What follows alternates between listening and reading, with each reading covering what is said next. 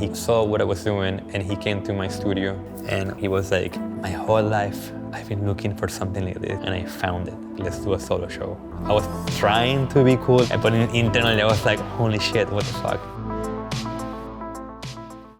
Today, I'm meeting artist Francisco Tavoni in Brooklyn while he is preparing for his upcoming solo show at ATM Gallery in New York.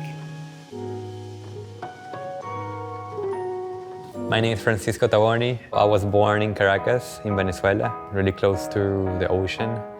What were your passions as a kid? Surfing was the main one. So my sister used to take me to the beach every weekend and they took me surfing many times, so I learned as a little kid. I'm half Italian, my dad was Italian. My dad passed away when I was 2, so I actually don't remember him.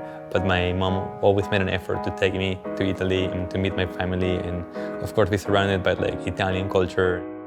Growing up surfing and spending countless hours binge-watching The Matrix, Taverny discovered that the key to finding a purpose and fulfillment in life begins with knowing yourself. When I was 12, I had the DVD of The Matrix, and it was the only movie that I had. So I watched that movie on repeat, and the movie got stuck in my head. As a kid, when you watch that movie, first couple of times, it's like, you're like, whoa, like, this is such crazy, like, it's so cool. But then you start to understand all the meanings behind.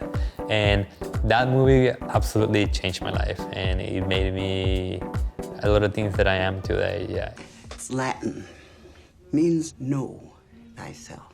Taverny's work focuses on the philosophy of self-discovery. Inspired by the spiritual practices, he embarked on a personal journey of introspection, leaving behind societal stereotypes. Our soul has no identity. Then we have all these layers of culture, of race, of religion, of gender, and that's just your ego that is identifying with something. So I put the layers of the fabrics to symbolize those identities, those layers of identities. And all these layers of identity, they are actually not who you are. And that's why in a lot of my images, you don't see the eyes, so you don't see who it is, because I don't want to actually show the identities. At 21, Taverny made the decision to turn his life upside down, heading to Byron Bay, Australia, where he would end up making a name for himself in fashion photography. I kept looking at photographers that I liked, and they had something in common, which was the lighting. They had great lighting, and they were really specific about their way that they lead a scene. But I didn't know how to get there. Like, I was like, so what am I? What is my thing? Like, how am I gonna lead something which is original? So I was kind of like experimenting and trying things out. Australia was a cultural shock for Taverny that made him question his true identity. Meditation gave him the keys to connect to his true self. Hiding people's identity behind a fabric was a way for Taverny to illustrate the transformation he was going through. I had to take a break from fashion and I just couldn't do it anymore. So I decided to go to Berlin. Taverny decided to make another 360 by moving to Berlin. He embarked on a new artistic journey set to make his mark in the art world. But things didn't go as planned.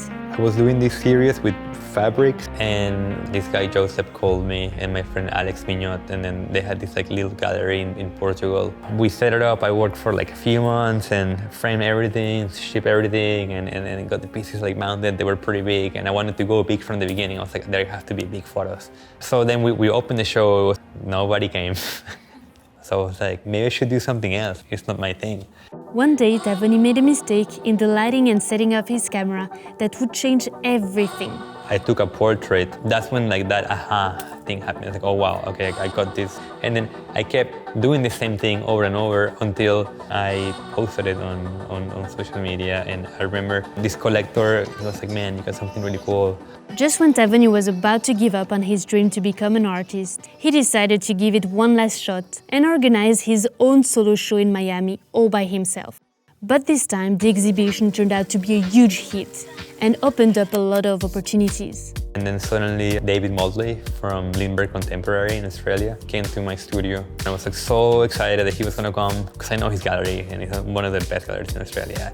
And when he came, he was like, my whole life I've been looking for something like this and I found it. Let's do a solo show. I was trying to be cool, like, yeah, I think I can do it. But internally I was like, holy shit, what the fuck? Not only this show was sold out, but one of the pieces got acquired by the renowned The N&T Bow and Thomas Lee collection. In 2020, they showcased some of their collection at the Met, which included photographs from Cindy Sherman and Robert Frank. When they contacted me that they wanted to get a piece, David called me. He was like, "Mate, I don't know what you're doing, but it's just working like crazy." For repetition, mistake after mistake, things started to take a turn, and Tavoni found his true style and identity as an artist. When I shoot, I try so many things. It takes me like 1,000 trials. I feel there's a point when the pieces, they start to breathe. That's when I know. Beside his unique creation process, what truly sets Tavoni's work apart is its exceptional production quality. I ended up working at the same place where Wolfgang Tillmans and Thomas Roos and other big German photographers produce their work. Germans are the best at printing. Where I work now, they have special printers that are made for this laboratory. So it elevates the work in another way. So one of the guys, he was involved in the creation of the inkjet printing. To be with him, it's just like crazy. And also, I like to do my frames as well, to polish them in aluminum and give them something, handmade from zero. When Tavoni met Bill Brady, they clicked straight away, and Bill offered him his first solo exhibition in New York at ATM Gallery, which he founded with William Long. I wanted to play with the relationship that humans have with mushrooms. What the role is for the mushrooms in the world, how do they decompose things, and how the ground is also connected through a mushroom layer, and all these things that I thought they were very metaphoric with people as well. As the show was about to open, the shocking news of Bill's sudden passing shook the whole art community.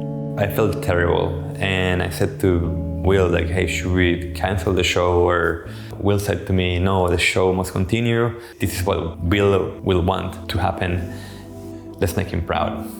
Everyone shows so much support. They all said the same.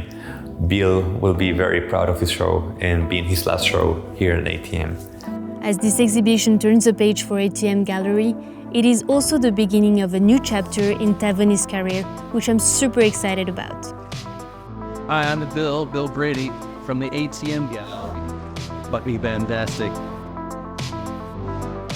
Thanks so much for watching. Don't forget to like and subscribe, and I'll see you soon. Bye!